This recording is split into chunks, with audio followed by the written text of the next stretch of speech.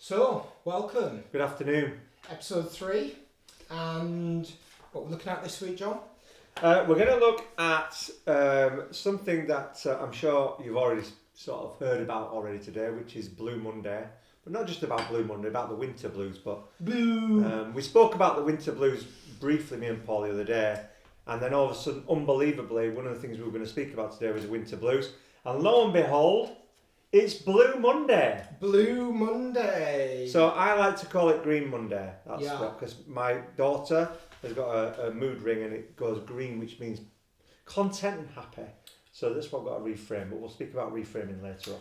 So, what the origins? It might surprise you that the origins of Blue Monday are actually a Welsh psychologist, because he was asked by a well-known travel company, who shall not be named, to come up with basically... There are other travel companies. Yeah, there are other travel companies other than the unnamed travel company, which I've not named. That you can't name. Yeah, that I can't name. Anyway, the whole point was that this Welsh psychologist, was asked, when are we at our lowest in the year? And our lowest point was, on average, statistically, found to be... The third Monday of January. Monday of January. And basically, they're trying to flog your holidays. Well, that was the original. That was the original. So we could slightly refactor that. It could be Momentum Monday. It could be Motivating Monday.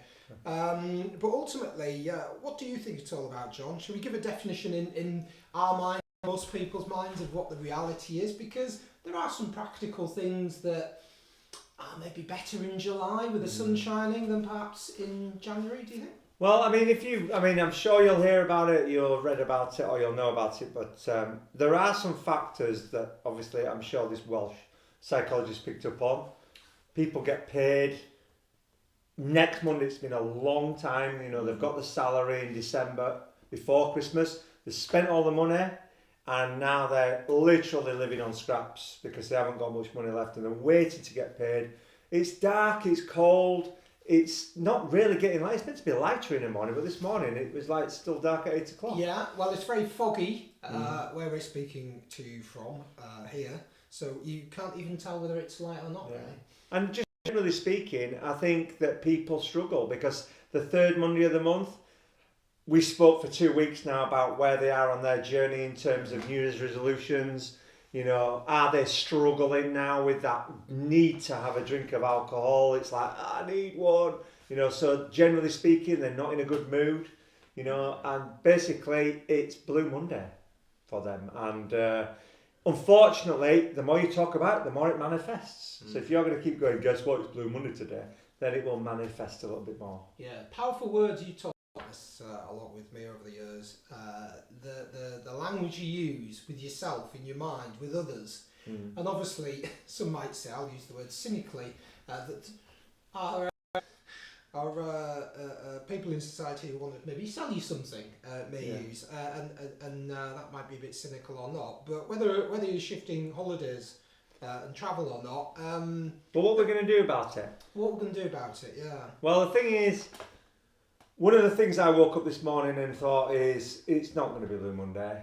For me, it's going to be Green Monday. And it was as simple as reframing the day. It is just another day. So why this should be a bad day, I don't know. And the problem is, if you start thinking negative about something, you read negative about something in your mind, unfortunately that, as we said, then manifests and becomes the norm for the day, and you become more agitated and you put things down to, well, it's Blue Monday, what do you expect? Exactly. It becomes a self-fulfilling prophecy. Of course, I opened up a well-known social media platform, and what was on there? It was Blue Monday. Is there anybody on there selling you things? It wasn't actually. It was from a family member. Okay. And what are their thoughts on it? What did your family member think of it? Well, they were... So it was interesting. They were acknowledging that Blue Monday is a thing, but they were also challenging that. So they were doing a bit of both, really. They were, they weren't trying to sort of say, oh, it's all nonsense. So even by acknowledging sometimes that you feel a bit blue, you feel a bit down. Is that a part of it? Is that part of actually saying, yeah, okay, it isn't great, but let's just acknowledge that, move on, and look at some positive things, like you said earlier. Well, what would you do on any other day if you felt a bit down? You know, what's different about today? You know, we haven't been into detail about reframing yet, and it's something that we want to speak about today. We did speak about very, very slightly last week about reframing, which is turning a negative approach into a positive approach. It's the age-old glass is half full kind of way, or putting a positive spin on something that might naturally be a negative spin for you.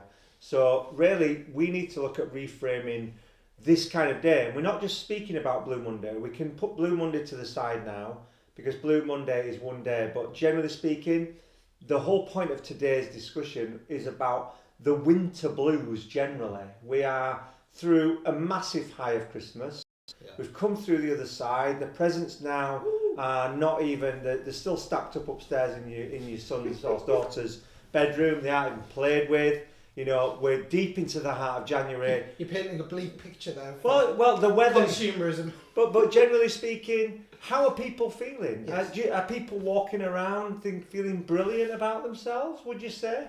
Is that the general consensus out there? And what we need to do is, you know, most people will be feeling a little bit fed up.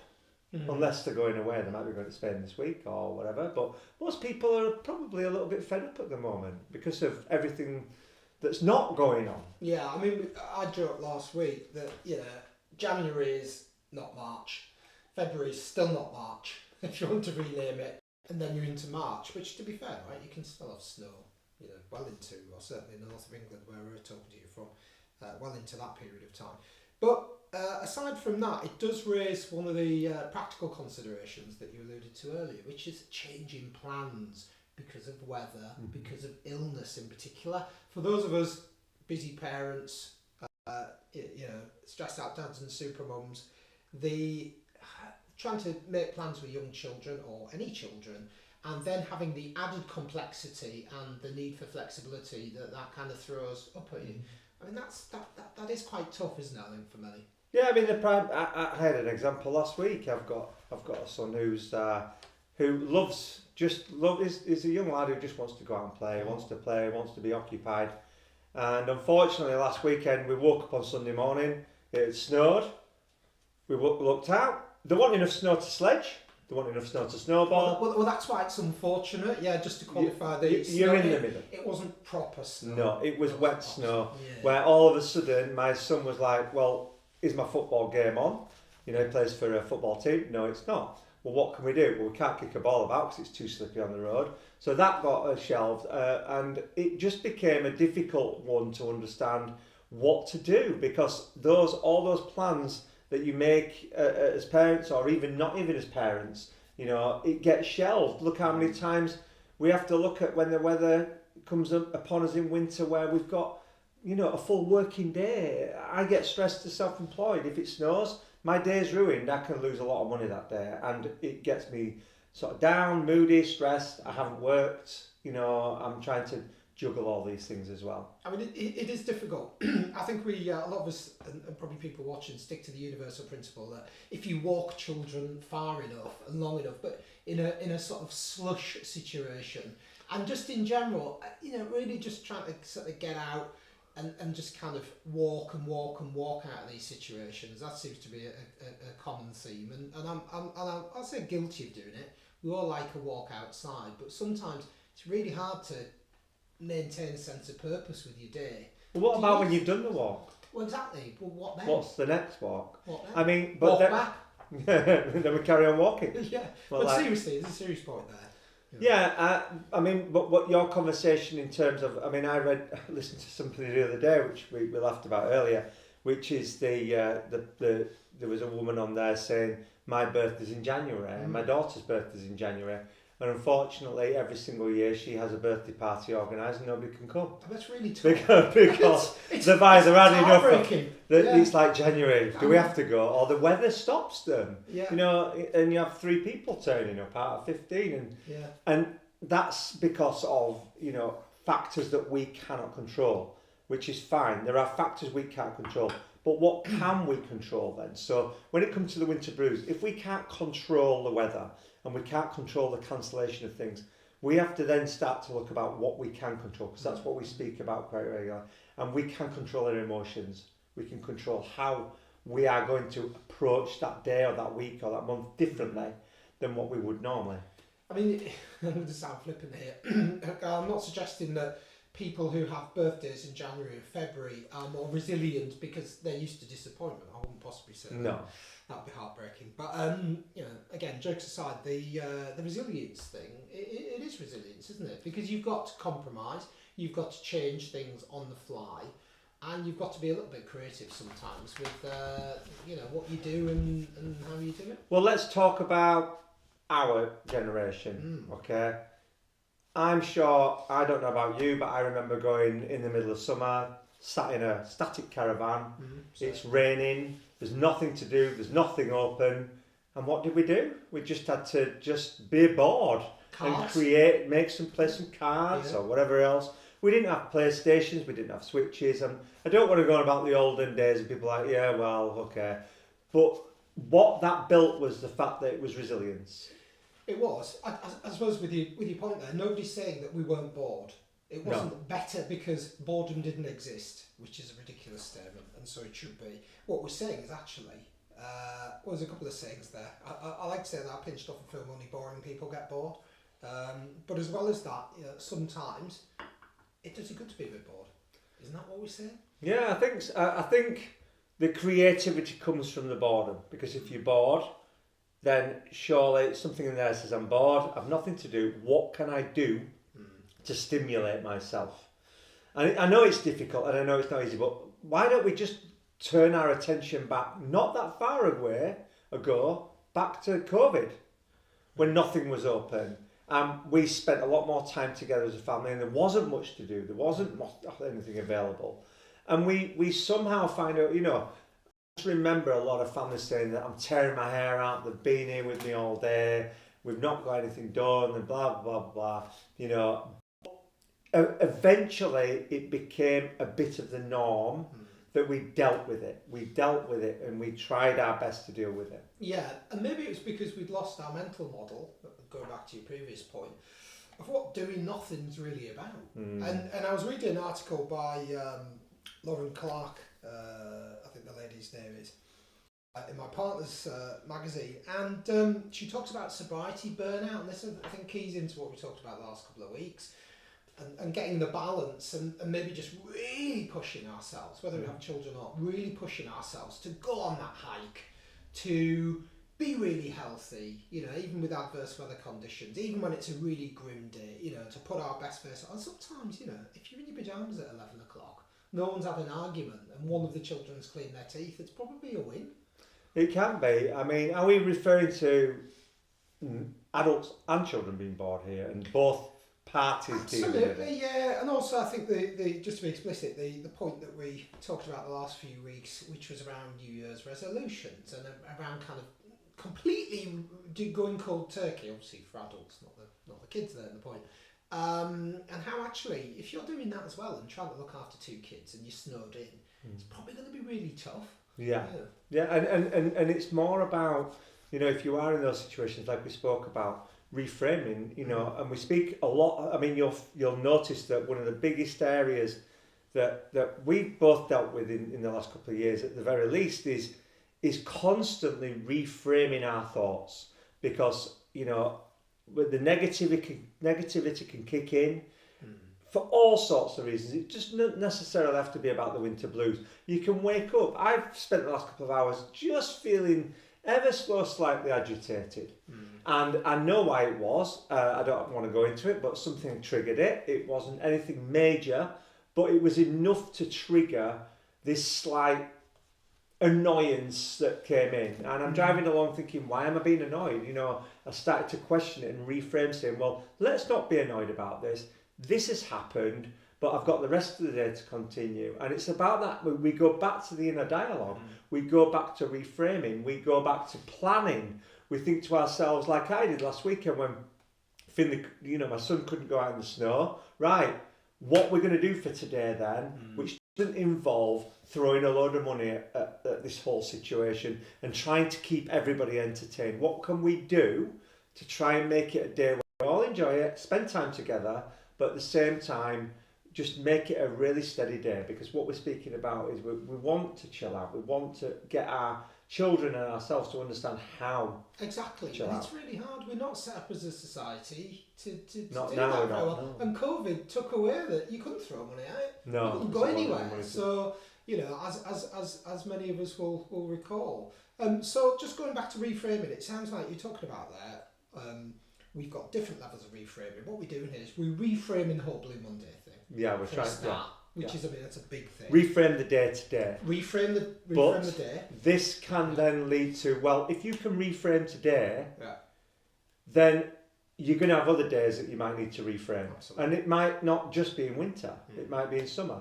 How do you do that? Well, this is a skill that you learn. If you can do it and you make things more positive, then you can do it again. And it takes practice. Practice makes perfect, and it becomes something you do subconsciously. It doesn't have to be a conscious thing anymore. Absolutely. And then the kind of third bit you talked about there, which is actually just reframing your thoughts as they come in, because we will just suck ourselves into the negative. Human beings do. But if we can train ourselves around that, I mean, I thought the other day, look, we've got a few bad days here, and it's not too bad in the north of England, but there are Nordic countries, and there are countries around the world where they have no daylight. Yeah. Many days of the year. And they probably don't sit in front of lightboxes trying. They all sat there. Maybe they do. There's the whole of Norway sat there in front of a lightbox. Do put in the comments if you are dependent on a lightbox, and for those with SAD. I apologise if you are, but do the whole of Norway sit under a lightbox? I mean, that's such a statement. I don't know how to come back on that one, John, to be honest. That might be edited, I don't know. I think I'm not sure. I might leave that one in. I almost feel like that's a podcast in itself. Norway effect. If you are sat under a giant light box. Yeah, Norway effect. Anyway, apart from sort of dystopian scientific experiments, so we've talked about a number of things, and like I said, the Sobriety Burnout I just thought was interesting though. Not only, as I said, did it key into some of the previous editions we've done more recently, it just to reiterate, it goes back to that fundamental for a reality club, and like we're putting in the book, the scales don't tip one way or the other, and maybe just do a bit less, as we've said there. It's okay, you've not failed. So when you're just talking about sobriety burnout, because obviously what you're talking about is the fact that there's a lot of people out there have gone from drinking on a weekend because it's their sort of thing, especially through the winter months, to a point where they're not drinking. Yeah. And then what's happening from them not drinking is they wake up feeling clean, happy, brilliant. Brilliant, yeah. But at the same time, all of a sudden, what am I going to do with my day because I'm feeling like this? Yeah. Whereas before it might have been, well, I'm a bit hungover, I'll just chill out this morning, I'll think about stuff, and the day's filled. But now it's like, how am I going to fill my day? Because I'm not used to feeling like this on a Sunday. Is that what you're trying to say about this? Yes, I mean, it's a nice problem to have. And reading the article, as I said earlier, was interesting, because I certainly think I've been in that position for many years, and not just in January, of kind of pushing from one extreme to another, and all you end up, it's a circle of distraction to the circle of reality, but you're not looking for absolute abstinence. You're not looking to eliminate, It's just about getting the balance, and if you can get that balance in the day, and you can use reframing, and there's probably a few other techniques we might want to throw in there while we're talking about it, then you can overcome that. But what us Brits like moan about the weather, there's a good, so you have a hot sticky day in the summer, and you think, well, I'd rather be in July now with blue sky and sunshine, but us Brits will talk about, it's too hot, it's too sticky, I'm not having a good day, I had to drive over to so-and-so, I got really hot in the car. I'm going inside, my aircon's not working. Blah, blah, blah. So, but you speak about the balance, but one of the very, very interesting things that I like to talk about with when I'm working with my coaching clients is I've noticed that the generations below me, and even for yourself, Paul, because we did have this conversation before when we did a little bit of coaching, was people being able to completely reset. Yeah. If you think about any, your skybox, if you think about your phone, if you think about your computer, your laptop, your TV, there's always a point where it's like it stops working for you. It gets full. And it's like, right, I need to... So what's the first thing you do? You turn it off. Yeah. You let it reset. You give it 10 minutes or 5 minutes or whatever, and it comes back on, and here, presto, your recordings are back or whatever else. So why is it that as a human being, we don't generally tend to try to do the same.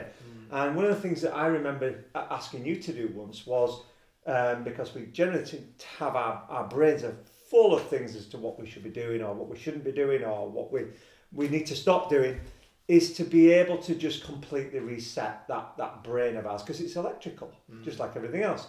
And I remember the conversation saying, 15 minutes, cup of tea, no distractions, no noise, no phone, no anything, and look out the window and see if you can do it. And it's amazing how hard some people find that. So try that.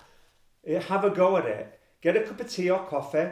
Okay, no alcohol, tea or coffee, and just sit by a window, no noise, no TV, no music, no anything, nobody else in the room, and see how it feels to sit there and do 15 minutes without anything. And without the other instrument of the love-hate instrument, which is our smartphones, which... Absolutely nothing, no distractions, because we're trying to avoid these distractions for 15 minutes. So try and do nothing. I mean, those with children will say, well, easy said than done. Again, we've got 15 minutes somewhere. We have. My routine starts, because obviously I'm perfect, starts on the morning when I'm doing my yoga at night. I do have a routine. My routine's dead simple, because I won't stick to it otherwise, because I don't, the stuff you see on the TV, I'm sorry, it doesn't work for me. I might do 10 minutes, bit of meditation. I might look up some affirmations, do some journaling, and I'll just reflect. So I'm interested in that, because part of that, what I was going to speak about, is when you've done the 15 minutes,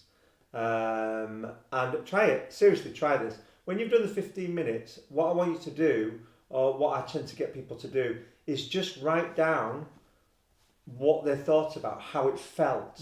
You know, were they unhappy, were they happy? Yeah. Did it give them any clarity? How did they feel afterwards? You know, and just write down a few emotions as to what happened, and see. Some people might not get around to it. I remember reading something the other week about a woman who said that she put there was a test, and they had a red button each in this room, and basically this red button, the only thing they had in that room was themselves and this red button. If they pressed the red button, it would give them an electric shock. Yeah, check out that research online. Okay. The results are quite astounding. And surprisingly enough, with the so basically you had to choose between doing nothing and something unpleasant. Yeah. And 14% of the women did the unpleasant thing and pressed the button. Males, 67% of people preferred to have an electric shock than to sit there for 15 minutes and not do anything. Makes me proud to be a man. Okay. Would you have been part of the 33%? It's hard to say. I'll be a bit coy. What I would say though is it gives us that little hit of dopamine, and we all know about going back to the smartphones. I put my smartphone in a drawer. Once you start doing that, try it. Get your kids off the screens. Look, we need to escape sometimes. We all use screens, but I found increasingly I've tried to put my phone out of sight because I get so distracted. And what I found is, with the family, paying them a bit more attention, you have just those little moments of laughter. You're not doing anything. A little joke or something, a conversation. It might be an argument in between. It's ups and downs, especially if you can't get out of the house. Let's be realistic. But you start to, as Ferris Bueller said, you've got to stop and look up once in a while, because life does move pretty fast, and otherwise it will pass you by. Yeah. So, and it's just human interaction, isn't it? It's just, not everybody that's listening to this has got children. They might have partners. You might sit there and you might be in that position now after all these years where one sits on one sofa, one on the other. You don't say a word, you just watch TV. Could be healthy, could not. But for some people, they might want a bit more. They might be thinking, I'm not really happy with this, and I'd rather sort of spend a little bit more time just creating that bond. And unfortunately, distractions are they're all around us now. We see it all the time on TV. We watch TV programs about the test. They have a challenge where a family have to put their phones in a bin for a week and see how they get on, and they can't cope. They can't cope. And I know we're digressing slightly away from what we're speaking as the winter blues, really. But at the same time, it is very, very, it's part and parcel of what we're trying to achieve, which is trying to plan a different day when you haven't got that opportunity, when the weather's bad and you haven't got anything open and you can't go anywhere. It might be there's a point where the weather's that bad that your sky's not working, what are you going to do then? What if there's no signal on your like phone? running out of coffee to me. Well, there's just so many things. It's like, what if there was nothing available? Would you be able to have a good day? Well, this is it. But do you know what? I'm going to go back to the screen. I think the point I was meandering around was that you don't have to turn to, away from reality, even if reality is quite hard. Make reality work as much as you can for you, because it's much, much more nourishing. And I've spent far too much time on screens over the years, and it doesn't do me any good. If anything, it just kind of it adds to it. It's finding the balance again. It's finding the balance between that reality and the distractions, which is what we're speaking about. And especially in the winter months, when we tend to turn more to distractions than at any other point, because we just feel that we need that to keep us going. The alcohol, the eating the sugar and chocolates and sweets and the stress that kicks in and everything else. We need that escape. We need to escape to our phone. We need to escape to whatever. Try the 15 minutes. Try the reset. Just small things though. It doesn't have to be all or nothing is what we're saying. But okay. So really what we're talking about and what we have talked about today is how we can beat the winter blues. We'd love to hear some comments as to how you've done it. Absolutely. So Reality Check Monday, we hope we've delivered on turning Blue Monday on its head. I hope it has been a motivational Monday. Reframing Green Monday. So really make it just a Monday. Yeah. Doesn't have to be anything other than Monday, and we're nearly through it now anyway. And when you get really good at Mondays, you can move on to Tuesday. Yeah. Anyway, thanks so much for joining us for episode 3 of the podcast. Beating the Winter Blues. Thank you very much. I made some pot pies. We're not perfect, and I hope this doesn't sound like we preach it, because every day we're having to use all this stuff, and that's why we're telling you about it. Yeah, we're just sending our message across how we deal with our mess. Exactly. So, like and subscribe, visit realityclub.co.uk, and we look forward to seeing you on the next edition. Thank you.